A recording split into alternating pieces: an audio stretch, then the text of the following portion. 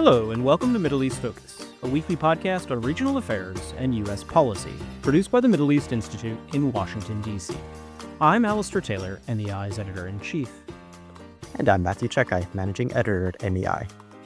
The Pentagon released its newest national defense strategy on January 23rd, and much like the national security strategy which came before it, this planning document raised plenty of eyebrows regarding its diagnoses of the global security environment, as well as prescriptions for U.S. defense policy. Yet, content aside, the 2026 NDS is noteworthy for the broader context in which it was published, coming just weeks after the Trump administration carried out a spectacular armed extraction of the Venezuelan president and his wife, and amidst the renewed U.S. military buildup in the Middle East in preparation of a potential strike on Iran. What does the latest Pentagon planning document tell us about U.S. defense strategy globally and in the Middle East in particular? What can we glean from the NDS regarding how Washington might proceed with putting further military pressure on Iran? And if the U.S. president orders a new round of strikes on the Islamic Republic, how might the conflict unfold, and what should we watch for? To answer these questions and more, we're joined today by MEI Distinguished Military Fellow Mick Mulroy. Mick is a former Deputy Assistant Secretary of Defense for the Middle East during the first Trump administration. He's also a retired CIA Paramilitary Operations Officer in the Special Activities Center and a United States Marine. In addition, Mick is a co-founder of the Lobo Institute, and he regularly comments on military and defense issues as a national security analyst for ABC News. Our listeners can subscribe to Middle East Focus on Spotify, Apple Podcasts, and other podcast providers, and please check out MEI's other podcasts, Rethinking Democracy, hosted by Ganul Toll, and Taking the Edge Off the Middle East with Brian Katulis. Mick, it's a pleasure to have you back on Middle East Focus. It's been a while. Great to be with you, and greetings from the not-so-snowy mountains of Montana, where it was a big problem for us considering we started tactical training on winter warfare this week. So I wish we had the weather that you have in D.C. out here in Montana. I'm glad somebody's not dealing with the snow, at least. Before we get into things, I should timestamp this conversation for our listeners. We're talking to you on the afternoon of February 4th. We'll be discussing issues later on in the episode, especially around Iran, that are fluid, and things may change between recording and release. With that said, let's dive right in. Many analysts have noted how the second Trump administration's national security strategy, released at the end of last year, marked a dramatic departure from earlier such documents, both in terms of its tone and its substance. Reading through this newly published national defense strategy, did you have a similar reaction? What's stuck out to you as you read it, and was there anything that was in it, or maybe something that was left out of it that surprised you? So the short answer is yes, it did strike me as very much a sea change, not only from the past Trump administration, which I was in, the 2018, 17 national security strategy, 18 national defense strategy, but essentially different from every national strategy or defense strategy we've had since the end of the end of World War II. And I know we're going to go into details about it, but some of the things that jumped out immediately was, of course, the reorientation to the Western Hemisphere as our number one priority, right? In the past, we really focused not only on the 2022, but also the 2018 strategy on near-peer competitors. So China, Russia were paramount and something that we placed at the highest level of priority. Now, Russia's almost not mentioned at all in the national security or defense strategy. It takes the opportunity, quite frankly, to criticize Europe more than our long-term adversary, Russia. It certainly de-emphasizes the importance of the alliance with many European countries, NATO, for example. And it really is a change when it comes to what we expect from partners. In the past, partners were considered part of an alliance which really amplified U.S. national security interests to be part of and to promote and to lead.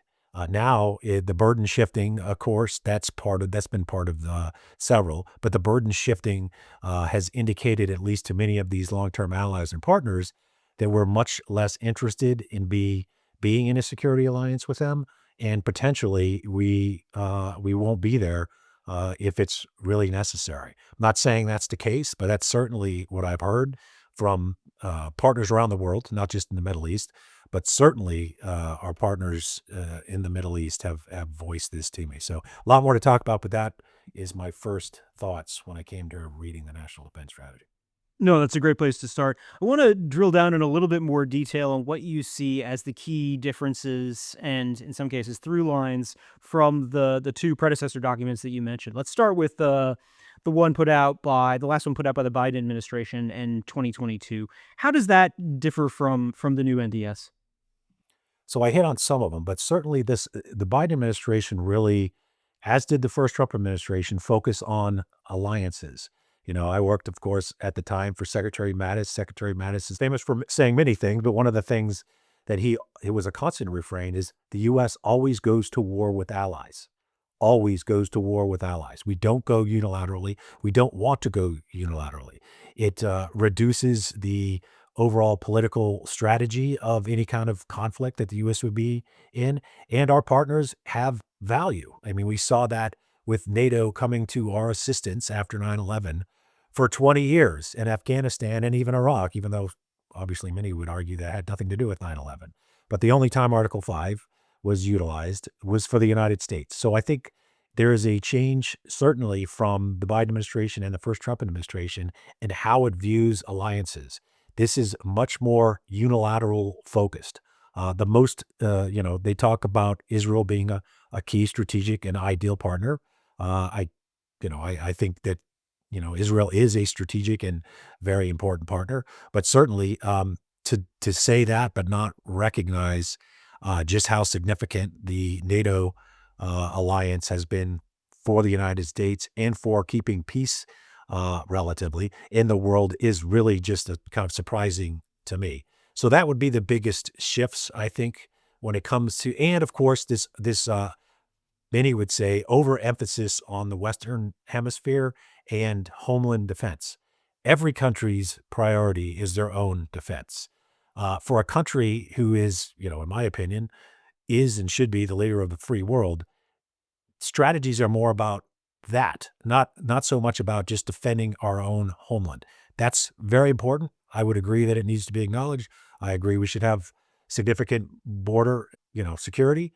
But ultimately, the United States is that unique country in the world and should be talking about what it can do to defend and support other democracies and to push back against autocracies like China, Russia, Iran, North Korea, etc. This really does, at least in rhetoric, focus more on the United States. You already mentioned we just sent a substantial amount of firepower to the Middle East. We just, took military action in Venezuela. There's, several other things going on that would be counter to the actual strategy, but from the actual document itself, pretty substantial shift, both from the first Trump administration and the Biden administration. I think we've covered the differences in a fair bit of detail, but I'm curious if you see any through lines from the 2018 NDS released by the first Trump administration. Is there anything worth highlighting there as well? There was a strain of partner sharing in the 2018 National Defense Strategy, which, I assisted in putting together. Also, the irregular warfare strategy, which we did in 2018, which I was a part of because of my background primarily. That wasn't really addressed in the current one, the 2026 NDS. So the through line would be, yes, we're already talking about partner burden sharing, which is a good thing. The United States shouldn't be everybody's security blanket around the world, but simply putting in a strategy without coming up with a way to implement it, way to make our partners stronger, way to make sure that they stay technically involved, that they still contribute to the overall security of an alliance, even if it's not an official alliance like NATO, but like our partners in the Gulf, for example. Those are things that should be part of, I think, the national defense strategy. So it's not just you have to pay more for yourself. Okay, how are we going to do that? How is it still going to be integrated? How is it going to be effective for everybody? Maybe that's going to come in the national military strategy, which of course flows from the defense strategy. If that's the case, great. Maybe they're going to address the need to really incorporate irregular warfare in the national military strategy. That's fine as well. But I think, on that front, obviously I'm biased because of my background, But most conflicts are fought in that space. Most conflicts are not fought in the conventional space, which is good. This is a really good thing, right? So you have to acknowledge that, I think, in your overall strategy and determine how it's going to fit in, especially when it comes down to the military strategy, which is how the uniform military implements the national and defense strategy. Mick, I'd love to give our listeners a little bit more of a sense of kind of how the sausage is made behind the scenes. Obviously, as we mentioned before, you were at the Pentagon when the 2018 NDS was crafted when it came out. How does a document like that come together, and how is it used to align policy and administrative structures within the Pentagon? Can you give us a little bit better of a sense of how that actually works in practice? Yes, so it starts with the national security strategy, and that, of course, is hubbed out of the National Security Council at the White House. That is the interagency body that not only does strategy, but does everyday policy coordination. So the Defense Department, of course, has the secretary and the chairman there, and then on each part of the strategy that's geographically located or focused, then those parts are there to discuss how the national strategy should be implemented in their area. So it's not, of course, just the DoD. It's primarily the State Department, right? Diplomacy should and lead. All the economic components, Treasury Department, et cetera, the Defense Department, of course, but also the agency, the CIA, my old organization, to the extent that they need to incorporate how the collection priorities are going to be in line with the strategy, and of course, the covert action component, which is a smaller part and usually not one that's seen and shouldn't be seen by the general public. So once that's developed at that national level, then it comes to the Defense Department and the civilian leadership on the Office of the Secretary of Defense. And then the national defense strategy should, and in this case it does, it flows from the national strategy, whether you agree with it or not, the new Monroe Doctrine, et cetera. It should be consistent, and this is consistent, right, from the national strategy in 25 to the defense strategy in 26. And then that's all developed in a way that shows, okay, based on the national strategy, this is how we're going to implement it from the defense policy perspective. So that's done. And same kind of thing. We have one lead. We had one lead at a time, and it was Colby, Bridge Colby, who is now the Undersecretary of Defense for Policy for the Department of Defense. But everybody contributes, and the secretary asks you to contribute in your area, whether it's geographic or topical, whether it's in other words, Middle East or special operations, low intensity conflict, for example. And then once that's developed, then the national military strategy, which is how the chairman and his staff and the Joint Chiefs of Staff implement this in actuality. Like we're determining where force needs to be projected. So under the current national defense strategy, we would likely see, under the national military strategy, a reduction in forces in the Middle East, a significant reduction in forces in Africa, potentially a reduction in forces in Europe, which is, surprising since it's primarily in our own interest to have those platforms there. But if you're following the national defense strategy, we should see a reduction in force in all three of those locations. So Europe, the Middle East, and Africa. That's how to stay consistent with the strategy from the military implementation to the top. Mick, the latest NDS, it puts a lot of emphasis on boosting burden sharing with our U.S. allies and partners. It's an observation you made several times. Indeed, it's the primary frame through which the NDS discusses the Middle East region itself. So kind of a two-part question for you. First, how does the document present the issue of burden sharing and its rationale for U.S. interests? And then second, what do you think are the opportunities and challenges on that front in the Middle East specifically? So burden sharing, I think, is a fair goal for the United States. One could argue that Europe has neglected their own security to an extent because they've had the big brother of the United States, right? Ultimately, if you wanted to fight Europe, one thought, minus Ukraine, of course, you would have to fight the United States because of the NATO Article 5 assurances. So I do think it's important that they did step up, and they are, and it's primarily because Russia invaded Ukraine. But what I would argue is the fact that they are is a very positive thing. It's only more of a reason for the United States to revalidate the alliance itself, right? So if we're going to end up with stronger partners in a key treaty that has a military alliance, that is a good thing for the United States. If we were to actually give the impression, and I don't think we will, pull out of the NATO treaty, we'd have to spend far more on our own defense, right? Because we don't have the allies that we would have in NATO, which are now currently really trying to catch up with and go beyond their obligations, right? Beyond the 2% of their GDP and up to 5. So I would argue that it's fine to talk about burden sharing, but it should also talk about why we're doing that and how, once they become more capable, how that enhances our own security and what we can do to get them there as well, too, right? Technology transfer, training, really, creating, an emphasis on the need to be integrated to defend against the obvious adversaries or competitors, China and Russia being the top two. And it doesn't identify Russia as an adversary, which to me seems very odd. They consider themselves an adversary to us and always will. So I think we should acknowledge that. Yeah, one of the striking things in the document, what you also mentioned earlier, is how it identifies Israel as a model ally. And the reason it gives is because after the Hamas attacks of October 7th of 2023, Israel, quote, showed that it was able and willing to defend itself. And then in other sections, the document promises that the U.S. will scale down previous support and expect its allies to shoulder their own defense, while the U.S., quote, only provides critical but more limited support. So the NDS basically is asserting here that this transformation of our relationship is going to save the U.S. money so that it can channel those savings into its own homeland and hemispheric defense, while the allies will be going along because it's in their interest to. But I wanted to kind of get your thoughts on what this means for alliance building, alliance structures. It's sort of a one-sided and a highly transactional approach to military alliances. I just wanted to get your thoughts on what the rationale is here. Sure, Matthew. So starting with Israel, certainly they're capable of defending themselves. They get a lot of security assistance from the United States, but they're a very effective military. So I understand that.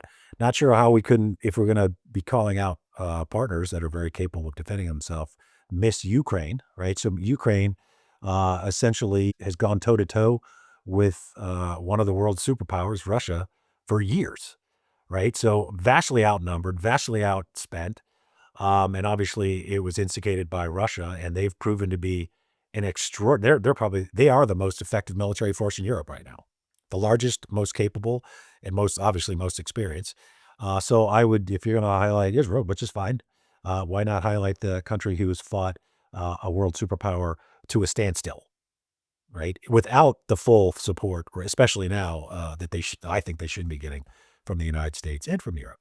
So that'd be the first points I'd make on your question, Matthew.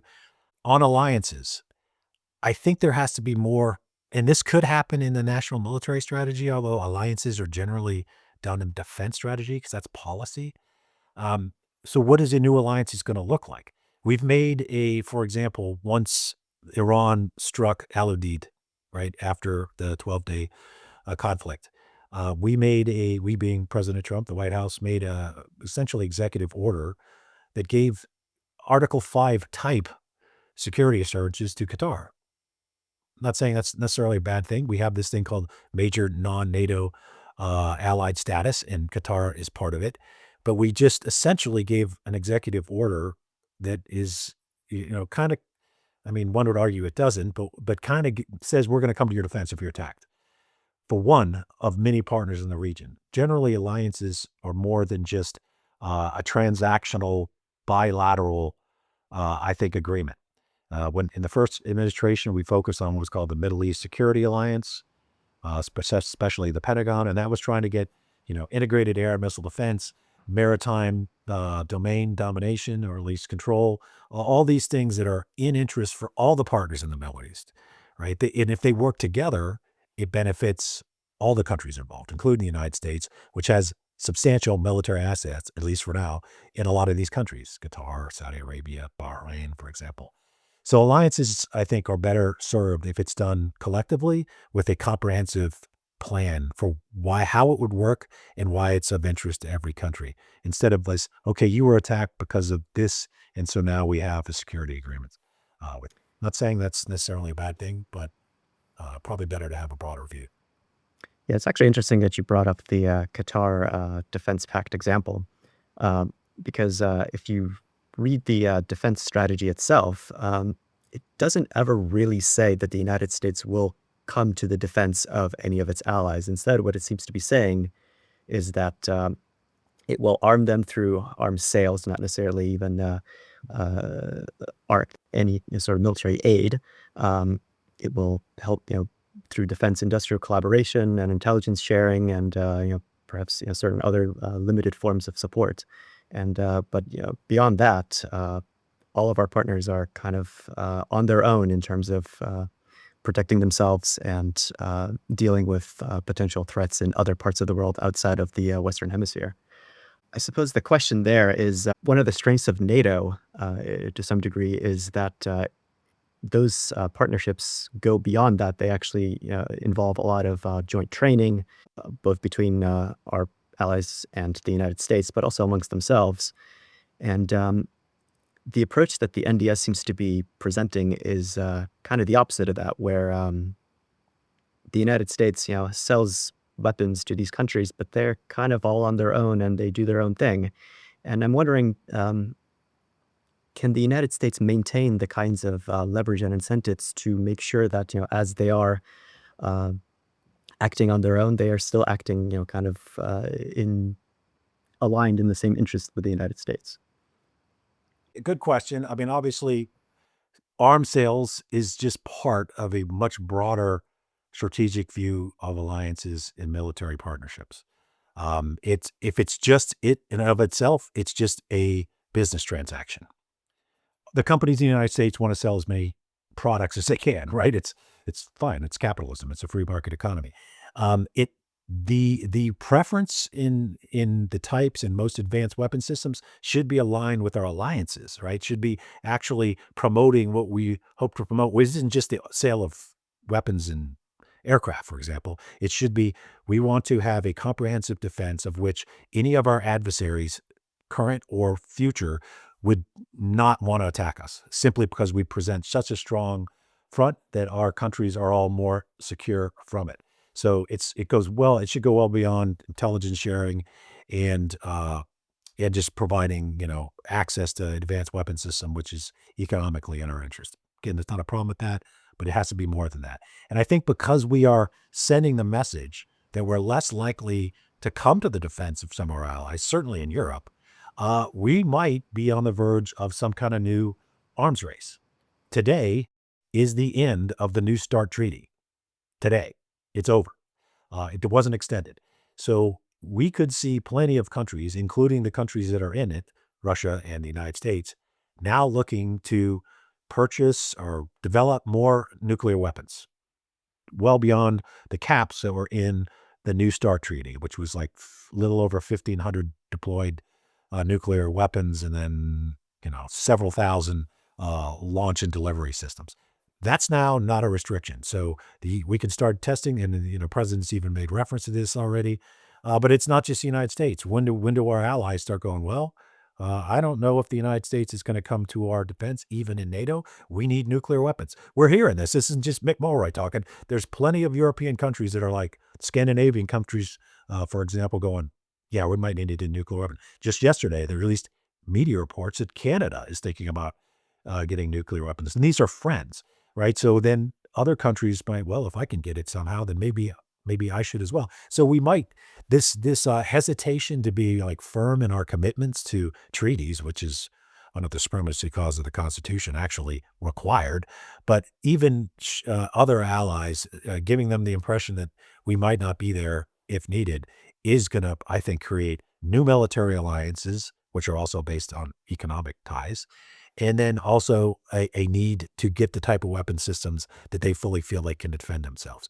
And so one could spend a lot of money on a conventional force or less money on a nuclear deterrent. And, they're going to have to make these determinations. And I don't think that's going to make the world a safer place necessarily. But I think from those countries' perspective, if I was advising them, And I felt that there was some kind of unknown when it came to the U.S. Security commitments, then I certainly would be looking at it as well. Last question, kind of somewhat related to what you just said.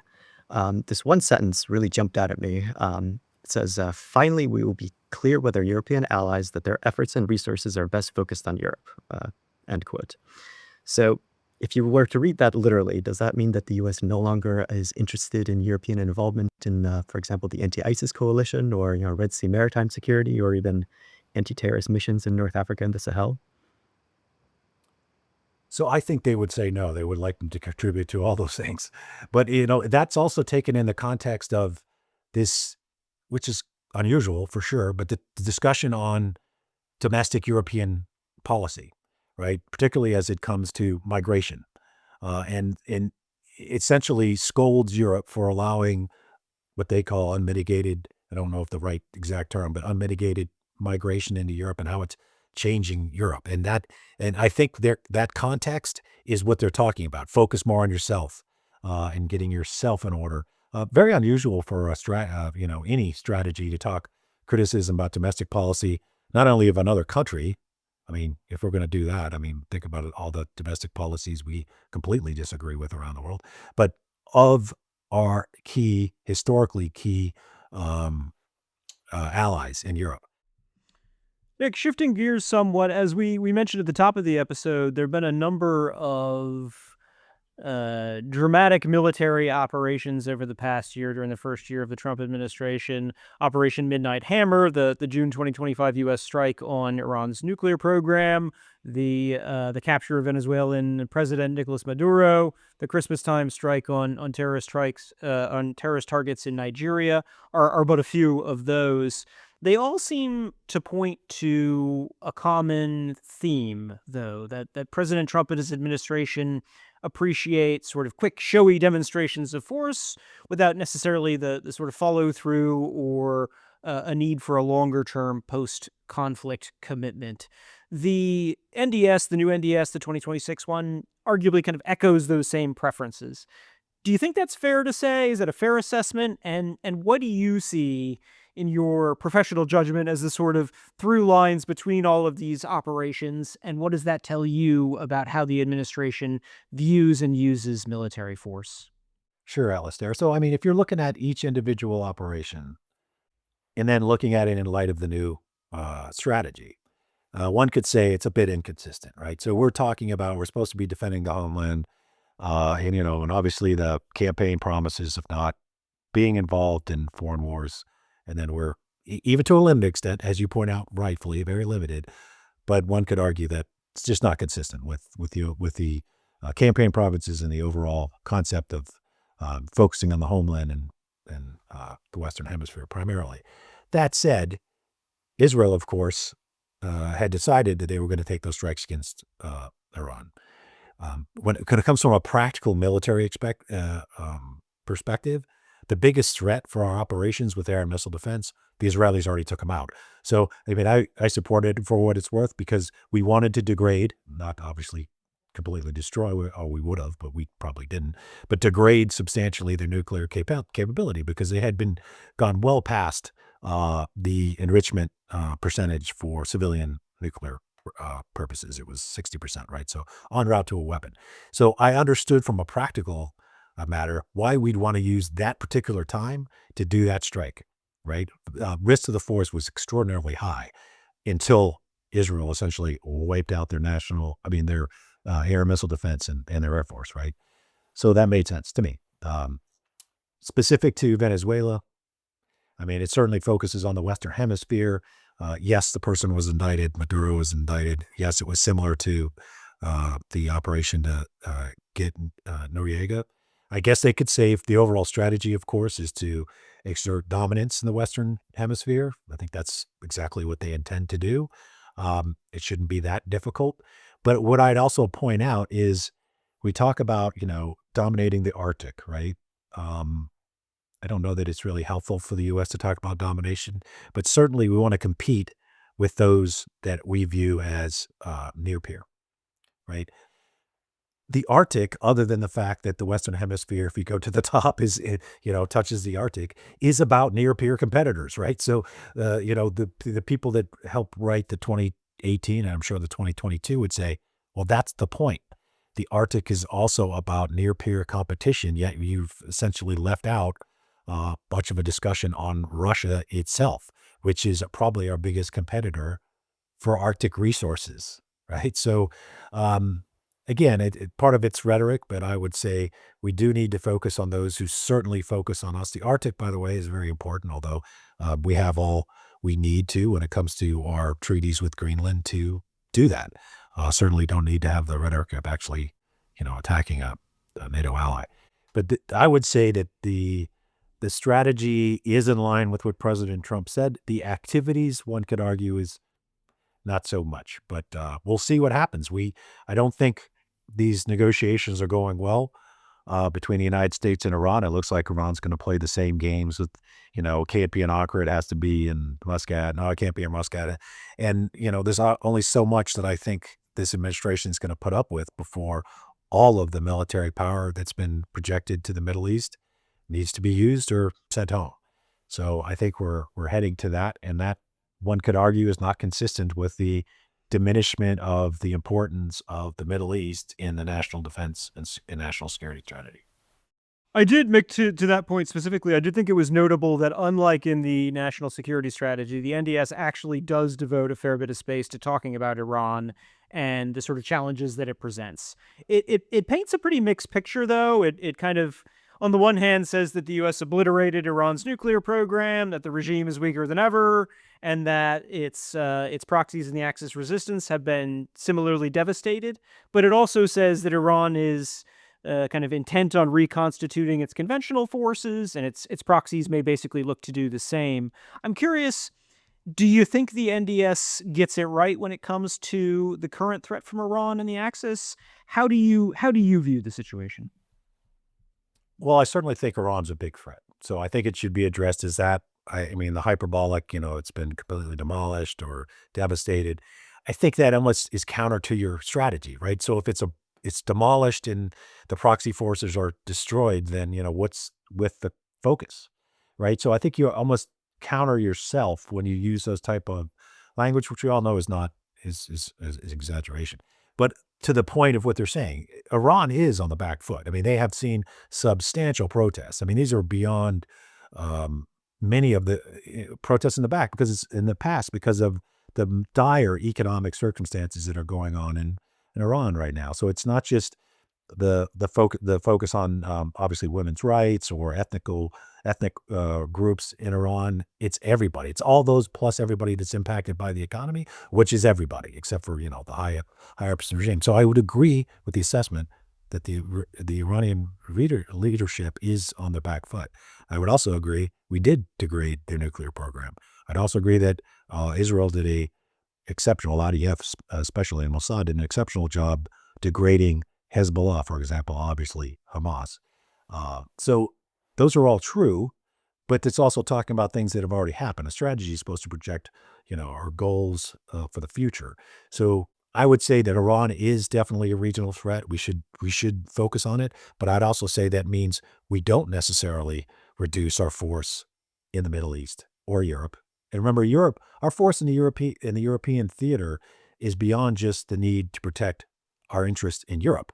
It is to project force there, which can easily get to the Middle East, to Africa. I mean, Africa comes in Europe, right? So the presence of U.S. forces in specific places is not just for that place, and it's in our own interest. It's not necessarily a giveaway to the countries that are there. And I think if we lost because Europe could tell us, okay, well, if you're not going to be a good partner, you're not going to be utilizing the bases in Europe. I think we would be far worse off for that, far worse off. So I think we should view it that way. It's in our interest. And again, we're spending more on our national defense than we ever had in history. Right. At the same time, we're going up in our cost, even though we're trying to do burden share. So I think a lot of people will question whether we're actually getting this economic benefit by burden sharing. And then we're talking about even going further next year on the National, Defense Authorization Act. So I think we need to have by far the strongest defense in the world that nobody can challenge us. So it's not that I'm saying that, but it's hard to say that you're saving money when you keep increasing your cost. Mick, to very much illustrate what you just said, the U.S. military did not carry out military strikes against Iran in early January, and this was despite President Trump's increasingly bellicose threats to do so on social media. Um, and then the most likely reason it didn't then, as one of our colleagues here at MEI, Jason Campbell, pointed out, was that the U.S. lacked in-theater assets to do so and to defend against any potential Iranian counterattacks. Um, but today, the Trump is threatening Iran with strikes again, and the buildup of U.S. military assets continues as we speak. Um, but notably, the rationale that was set and the set of U.S. demands also seems to have changed between then and now. Previously, it seemed that Trump was warning the Iranian regime to stop killing protesters, and now the Washington wants to negotiate one-on-one with Tehran over its nuclear program, ballistic missiles, and regional proxies. So it's kind of become a maximalist position. Although, who knows, the talks in Oman on Friday, they could end up being more limited to the nuclear program itself. But that aside, I mean, how do you understand the U.S. administration's thinking and strategy here? Was completing the pacification of the Islamic Republic, was that the goal all along? So, I mean, if you go back to the withdrawal of the JCPOA in the first Trump administration, the criticism for the agreement was the fact that it didn't, there was other criticism, but it did include, they didn't address the ballistic missile issue. They didn't address the support to proxies. Or as part of the discussion, the Defense Department was more inclined to, okay, let's stay in the agreement and then separately address those issues. Because what we don't want is for them to feel like they can, obviously enrich uranium and try to go toward a nuclear weapon, which happened after the withdrawal, right? So why not just address the other issues separately? But anyway, it is what it is. We withdrew. Now it looks like they're coming back to that concept.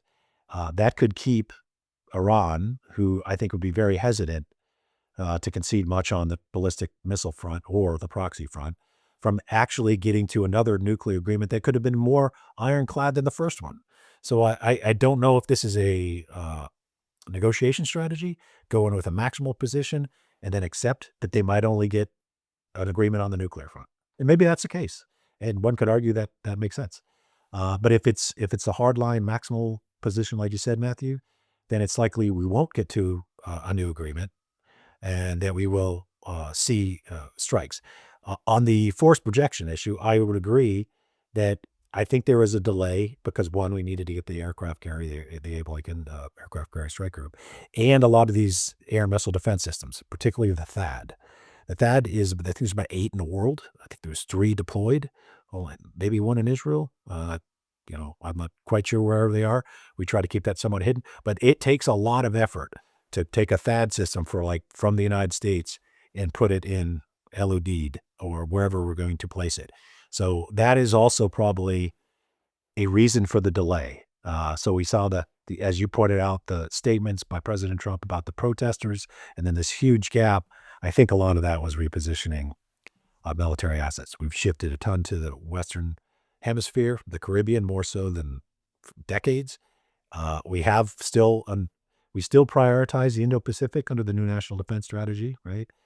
Maybe a little less than the past, but we still have to keep assets to be in line with it there. But now we're shifting major assets to the Middle East, which is not necessarily in line with the NDS. As you say, at least it does address the problem abroad. Mick, just following up on that point, looking at the current buildup in the Middle East, how would you assess the force posture in the region now? Does the U.S. have the resources that it would need to hit Iran militarily if that's the course of action that the president chooses? It depends on how significant the choice is. Is it limited, largely symbolic strikes against the regime to send a message about the killing of the protesters, which has been horrendous? Is it that plus strikes on the nuclear facilities? There's some, at least public information on imagery that says that they're rebuilding some of the places we struck. Or is it actually an attempt to majorly degrade the regime targets, the nuclear targets, the ballistic missile capabilities, that would be difficult with the amount of assets we have now. But it doesn't mean that we're going to stop flowing assets just because we start the actual engagement.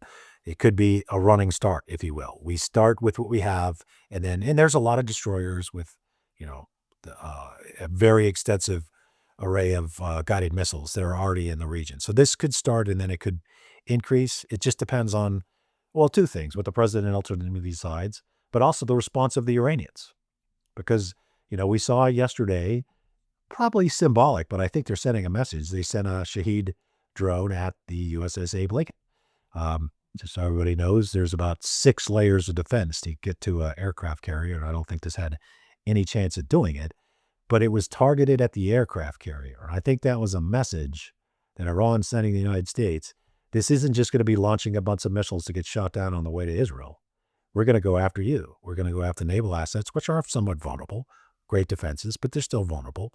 And it might be saying that this is going to be a different response than last time, right? Where last time, one would argue it was so orchestrated and telegraphed that its intent was simply to show that they can respond, but not do a lot of damage, right? So perhaps this time Iran is going to do things like sea mine the Straits of Hormuz to attack vulnerable naval assets or diplomatic posts. They could do stuff on the clandestine side as well. So we'll have to see what the response is from Iran and whether we're then ready to see this, escalate substantially. It's not necessarily up to us. The enemy gets a vote, as they say. Looking at the situation now in terms of potential signs of what the Iranians might do next, other than the drone attack that or the drone kind of testing of U.S. defenses, what else are you watching for? What else would you be keeping an eye on to get a sense of how things might play out going forward? So there's obviously apparently the parliament have approved the mining of the Straits of Hormuz. That's probably sending a message more than necessarily saying they want to do that. That would have major impacts on the world's energy supply.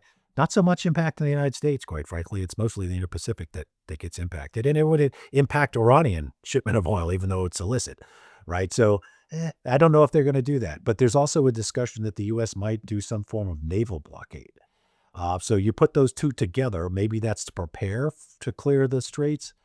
I don't know. But if there's a naval blockade, then that would be not only significant, amplification of the current conflict, but would require a lot of military assets to be almost permanently in the Middle Eastern area of operations. So it would be a seismic shift to do that. That would not be in line with the national defense strategy that we've been talking about for this podcast. And certainly the national military strategy would be like, I can't be everywhere at once. I can't be in the Caribbean. I can't be in the Persian Gulf and be, we have to prioritize. That's why we do strategies, because there's a priority. And that's what the chairman does. He's a global integrator. At least that's what they used to call the office. They have to decide based on the resources we have, especially in the national assets, where are we going to put them? And it should be in line with national strategy. So that'll be a question for the administration if this amplifies and increases substantially. Mick, we've covered a lot of ground on today's conversation, but before we wrap up, any final thoughts from what we've discussed? So, sometimes strategies are just written and then not necessarily followed. I don't agree with that. I think we should have a strategy that, and quite frankly, goes beyond one administration. The power of strategy is endurance and foresight and longevity, right? A lot of our adversaries, they don't have the issues of elections every 4 years. So they have the ability to project long term, Belt and Road Initiative, you want to think about stuff like that. I would only hope that not just this administration, but every administration would include input from all sides, in the Senate Foreign Relations Committee, in the House Foreign Relations Committee, for example, so that we have a comprehensive U.S. strategy that goes beyond just one particular administration, because I think that's the strength of actually doing the strategy itself and having long-range policy goals. So I would just, advocate that is something we go back to. I think that was the case before, where politics stopped at the water's edge, Senator Vandenberg, for example. But that would be my last closing thought of what would be really helpful to the United States security interests. That's all the time we have this week, so we'll have to leave things there. Mick, thank you very much for joining us on the program today. Great to be with you guys. A warm thanks also goes out to our listeners for tuning in, as well as to our production team for all of their work on this week's episode. To find MEI's latest coverage of defense and security issues in the Middle East, please visit our website, www.mei.edu. You can also follow MEI on X, Instagram, Facebook, LinkedIn, and YouTube, and subscribe to our email newsletters for the latest analysis and information about upcoming events. I'm Alistair Taylor. And I'm Matthew Czekaj. We hope you'll listen in again next week.